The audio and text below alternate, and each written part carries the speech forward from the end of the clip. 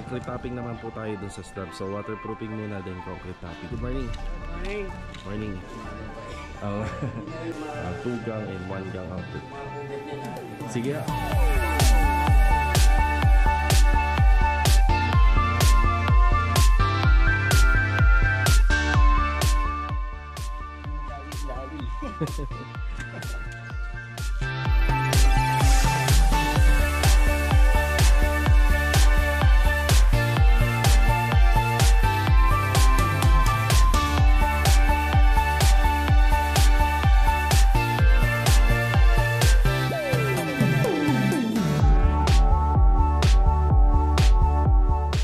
May binili pala akong ilaw dyan.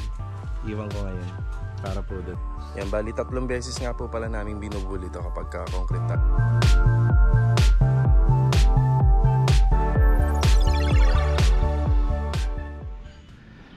Mga Karaos, good morning po. Ayan, good morning. Kamusta po tayong lahat? Ito, welcome back po muli dito sa aming channel. Bali, December 4 po ngayon. Araw po na Miyerkules. Napakaganda ng weather natin. So yung December 2 and 3 masyadong maulan dito, maambon at maulan. Kaya ito, bawi tayo. December 4. Bali ipapatapos po natin yung gate dito sa ongoing project natin dito sa phase 5. Then concrete topping naman po tayo dun sa slab. So waterproofing muna then concrete topping. Then yung may mga ibang part dun sa turnover nito ni Lumina, may ibang part po ng wall dyan na pinapasok po yung tubig dito sa may ilalim ng TNB. Yan, common problem po. Common problem dito sa mga unit na to. Okay, good morning nga po pala kay ma'am and family. Yan, good morning. Ay, si Master Jojo, good morning. Good morning. Good morning. So, kailangan pa natin ng mga additional na buhangin pa. Nabusan na tayo ng buhangin. Pero ito mga kailangan natin dito yung bistay. Perigor, good morning po. Yan. So nung nakaraan nag-uulan, hindi namin natapos to. So may mga cuttings pa yan. Tapos sa electrical dito, yan, meron pa tayong dalawang outlet dito para sa saksakan ng CCTV. At saka dito isang outlet. Bilog, good morning Bilog. Good morning. Yan, good morning. Rusty, good morning. Good morning. Yan, tapos meron tayong saksakan ng CCTV rin dito. At saka sa baba meron tayong inabanggo na isa. Kuya Boy, good morning po Kuya Boy. Ayan, nakakabit na ni Kuya Boy yung mga ano rito. Oo nga. Hindi na lang lalabas eh. So, yun na lang yung kulang na. Yun, yung kulang na lang yun dyan. Nakay tayo ilaw sa gilid dyan o. Aha. So, ito, kinakabit na po ni Kuya Boy yung mga ano natin. Hindi ko mula lagay ito mga 2 gang and 1 gang outlet. mga kubet niya na. Hindi ko Sige ha, kahit pag... Ay, diretso nyo na po Kuya. Wala naman pong pintong rapa to eh. Diretso na, cover. Lagay mo na. Kaya howling muna kami. Ipapalinis ko muna yung taas. Yan. Ipapalinis muna natin to. Yan.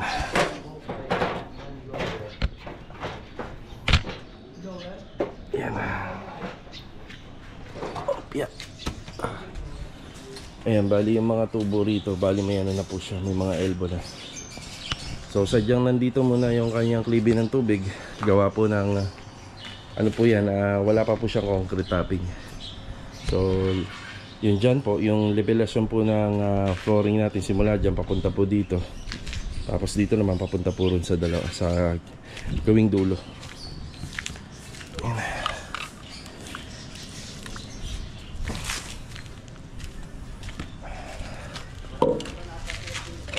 Magdadala po tayo ng blower dito.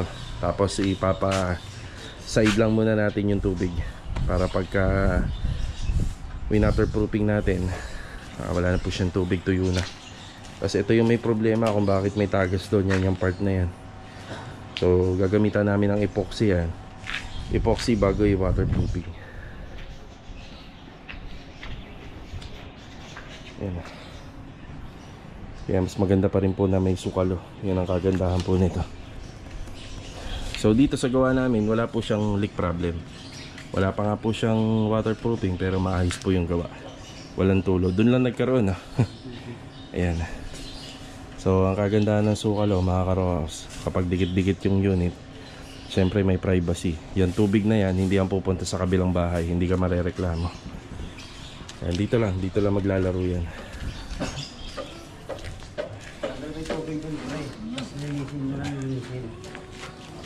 Yan, si Rusty na muna dito. Lilinisin lang ni Rusty to. Tapos hauling muna kami ng mga materyales na kailangan po dito. Balik tayo rito. Ayan, meron na tayong flexiban. Isang timba po yan. Hauling. Wala tayong mga gamit dito. Tapos yung update sa pinipinturahan dito sa gate. Yan na. Saan kayo maghahalo at baka maapektuhan tong pintura? Doon sa ano, sir, loob. Sa loob na? Sige. Ayan, tapos pinalinis na po natin kay Rusty yung sa taas. Ayan, kukuha na lang tayo ng blower. Blower na lang.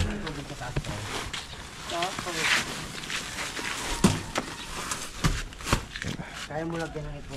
Yan, bali susunod niya po pala si Louie rito.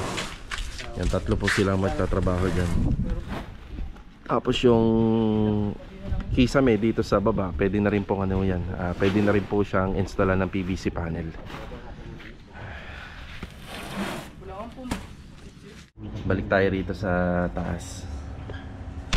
Yan, natanggal na yung tubig, oh. Papatuyuin na lang. May existing na pala na ano to, mga bulkasil. Lagyan nila ng ano, ng bulkasil.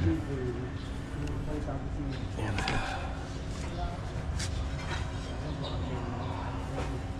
Pinapasok ng tubig to. Yan ang gagawin namin dito. Dodoblehan namin. Epoxy. Epoxy natin.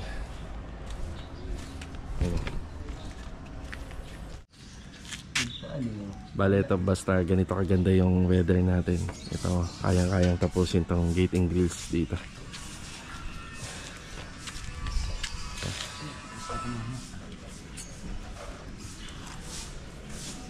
So, umpisa na po nila yung repair and maintenance natin dyan sa slab.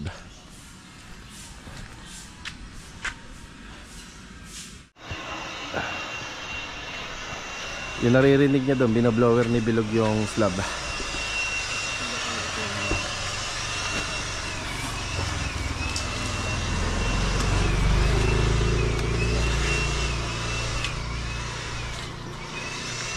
Tapos ito yung ating flexiban. Ay naluan po natin ng simento.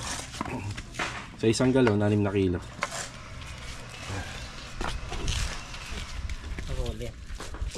Pero dyan sa loob, nakabili na tayo. Ayun, B.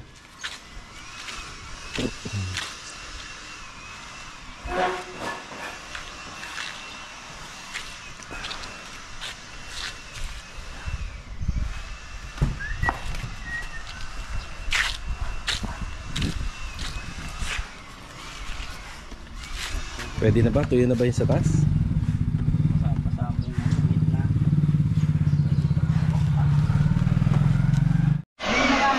Lang saglit lang, pakita ko lang. Yan ang sitwasyon dito. Yan yung epoxy. Yan yung gilid. Tuyo na ba? Ito, hindi pa to. Hindi kakapit yung ano rito. Dito man tayo. Ayan. Dito. Wag dito. Doon na muna sa ano. Yan na, tapos ito, nakatansay na po yan. Medyo makapal po yung topping dito. Ako mo rin tansi. Ini klibe niyan, sir. Ito na yung klibe. So galing doon papunta rito, tapos papunta naman doon. Ayun, ayos na. Nagangat ako dito, binaba ko naman doon. Tapos nagangat ako doon, binaba ko naman papunta. Yan, para doon yung ano, doon yung punta ng tubig.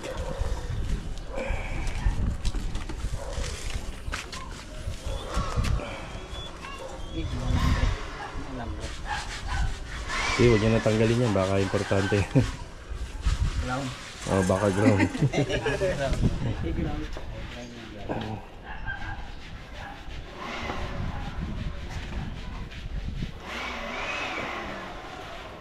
Flexiban.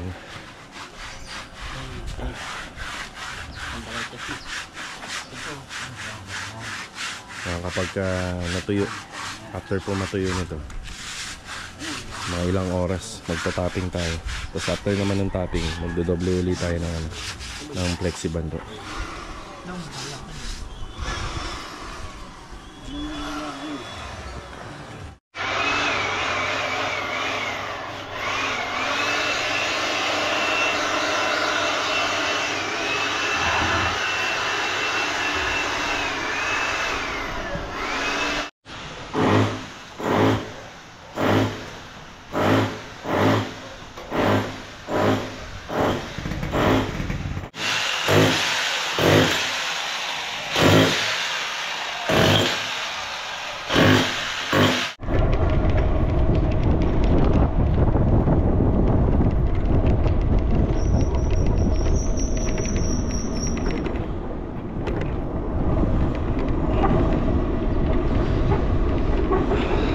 Balik tayo rito sa ating ongoing project. Meron lang tayong kinuha saglit.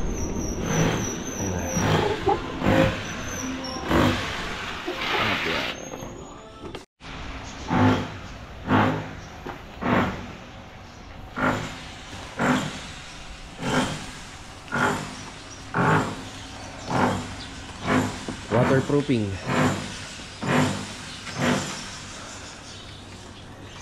Yan, patutuyuin lang po muna namin to. Tapos mamayang tanghali mag-apply na po kami ng topping. Tapos yung concrete topping po na yon, meron na po yung Sahara. So may ano siya, Sahara waterproofing compound. Tapos matuyo mga isang araw, uulitin namin itong sa ibabaw po ng concrete topping.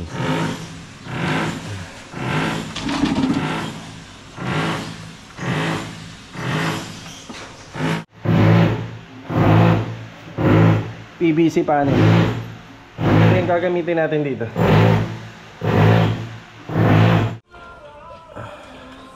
Finishing paint. Pasko na. Break time na muna mga ka-rock house. Manananghalian po muna tayo. Ito nga po palang ongoing project namin dito sa Phase 5. Kailangan na po namin itong matapos. Tapos kasunod po nito, ang tatapusin namin dito yung dito sa may Block 5. Meron kaming binabalikan po rito kasi nagkaroon kami ng violation doon sa bintana. Isa yun sa tatapusin namin na tututukan na. Meron po tayong mga 2 unit na natapos. Hindi ko lang siya nabibigyan pa ng update vlog sa finish project kasi may konti pa tayong hinahabol pa. Kagaya rito sa phase 1, mayroon tayong up and down na Mia na natapos dito. Kaso nga lang, kortina na lang ang kulang. Tapos dito sa phase 3, nagdo-double check lang ako ng weather na na medyo maulan-ulan kasi inobserbahan ko kung magkakaroon pa ng tulo yung back extension. So abangan po natin yan. Bali ito nga po pala yung mga project na aabangan natin na malapit na matapos. Actually tapos na siya Pakiabangan po yung finish project niya para makapagbigay din po tayo ng price range sa mga gustong magpagawa. Ayan. Okay, bali break time lang muna, then babalik po tayo doon sa ating ongoing project para makapagbigay ng update. Let's go. Tara. Bali ito mga karos, after break time, ito kakatapos lang po natin na malanghalian. Hinihintay ko lang po si Mrs. Tapos lalabas po kami, bibili po tayo ng isa pang sanding machine para magamit po ng mga pintor natin sa mga preparasyon po. Tapos bibili na rin po tayo ng ilaw para dun sa pendant light dito sa ongoing project natin na tinatapos na din. Okay, shoutout muna kay Ma'am Luz Miminda San Jose. Yan, God bless po sa inyo dyan, ma'am. Also shoutout na nga rin po pala sa mga anak po nila na si Mike, Che, Marvin, and Mika. At saka sa po nila na si Mikan from Mandaluyong and from USA. Yan, God bless po sa inyo. Always ingat palagi. Tsaka syempre maraming salamat sa walang sawa nyo pong panonood dito po sa aking channel. So ito mga karos, papunta rin po kami ng Anyana. So araw-araw naman po kami pupunta ron. Yun nga lang, hindi na po namin na isasama muna sa vlog. So gagawin po namin isang vlog na lang sa loob ng 3 araw or 4 na araw. Hinihintay ko lang si Mrs. Then diretso na po tayo at magbibigay na rin po tayo ng update dito sa ginagawa nating project na malapit na rin matapos. Tara. Nandito dito tayo sa Inco, sa may Tansa. Yan, bumili tayo ng bagong ano po, bala nun sa shipping gun. Yan kay contractor yan syempre. At saka ito, sanding machine, yan bago. Para sa mga pintor yan, para hindi sila nahihirapan magliha. At saka maganda yung kalidad ng gawa. Yan, bibili naman tayo ng ilaw. Tara. Okay na po yung mga ilaw natin. Bali yung isang ilaw dito, yung pendant para sa stairs. Kaso nga lang, di na natin may papakita dahil nakakarton na. Di bali, ikakabit naman yan yan.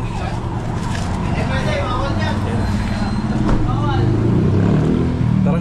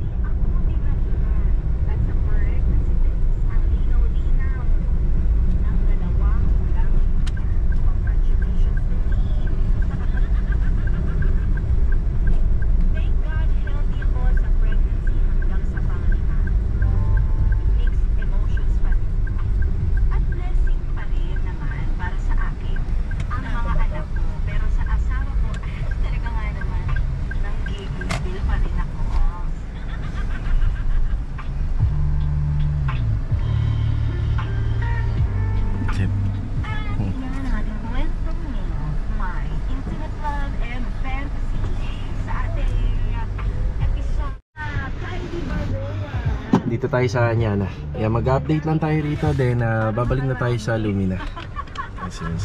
Ay nako, Disyembre pa naman. Tapos malamig ang panahon. Sana tigil-tigilan na ang pag-ulan. Baka makarami.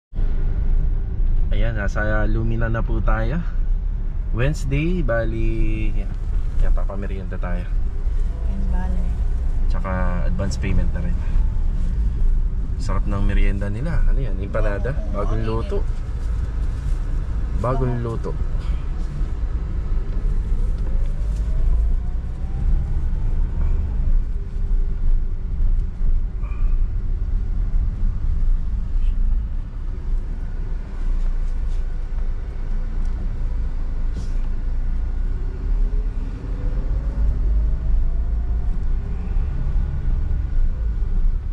Okay.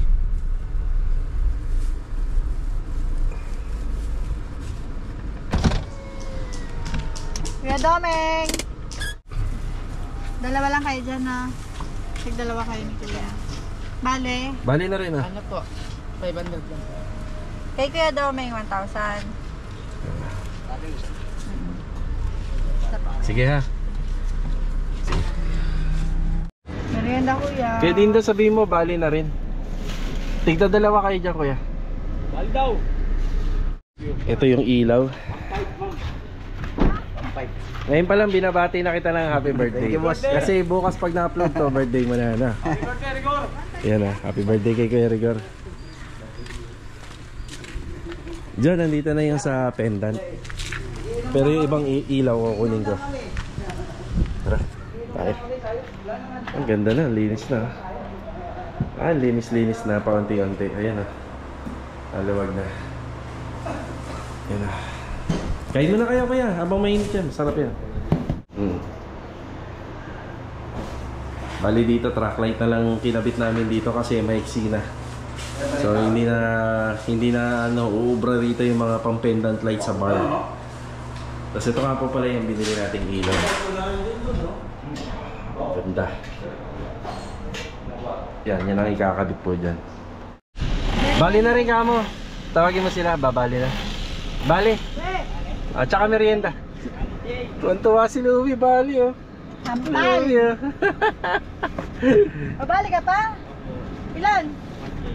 1K? Hindi ka na papasok bukas? Pwede. Ano? Yan. Update na rin tayo dito pagkabali po nila. Mag-break time lang din. Kainin nyo muna ito habang mainit pa. Yung merienda. Yung merienda po tayo. Kain na, uwi. Tigda-dalawa kayo dyan. Yan na. Sukli. Thank you. Ito naman po yung bali, ito na po yung mga ginagawa nila rito. So yung klibin ng tubig po dyan, papunta na po yan dito. Yung concrete topping, saktong-sakto lang, oh. Ganda ng weather. Tapos pag natuyo po yan bukas, uulitin po yung ginawa namin bago po namin na buhusan ng semento. So i-waterproofing ulit. Tapos yung sa gate natin, ayan, tapos na. Yan yung pinaka-disenyo nito. Tapos sa electrical, halos matatapos na din. Kaya boy, may binili pala akong ilaw dyan. Iwan ko ngayon para po dun. May pinakakabit pala sila yung parang mailbox bulb. Dito yan, para daw matakpan to. Kami na lang ni Jojo. O kaya pa kayo bilog, pwede rin naman. Para dyan Ito, drop light. Kaya ba, ito po. Tapos yan para dito sa may bandang polycarbonate. Yan, may ilaw yan.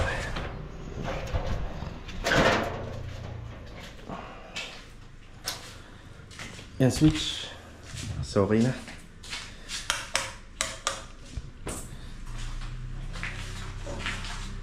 Yan para sa range hood. Tapos pag nagpakabit ng cabinet balang araw, may switch button na rito para may ilaw yung ilalim. Ay, sakit. Yan, may saksakan din dito. Yung outlet sa baba, para yan sa sa cooktop. Yan, medyo nakalayo ng konti. Para po sila magkahiwalay ng gas tank. Ayun, PVC panel. Ito yung tinang kinakabit dito.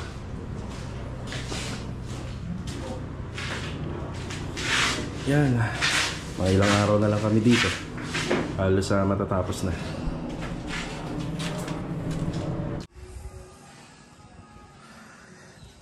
Halos okay na yung concrete topping dito. Bago mag-uwian, may aakyat po uling isang tao rito para ibuli. Yan, bali 3 beses nga po pala namin binubuli ito kapag concrete topping. Yan, para maiwasan po natin yung pagkabitak. Tapos kapag natuyo po ito, kinabukasan, waterproofing po uli, kagaya ng ginawa kanina.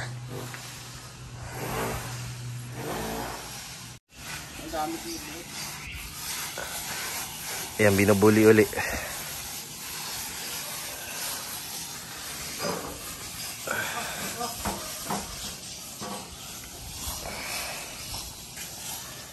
Bully.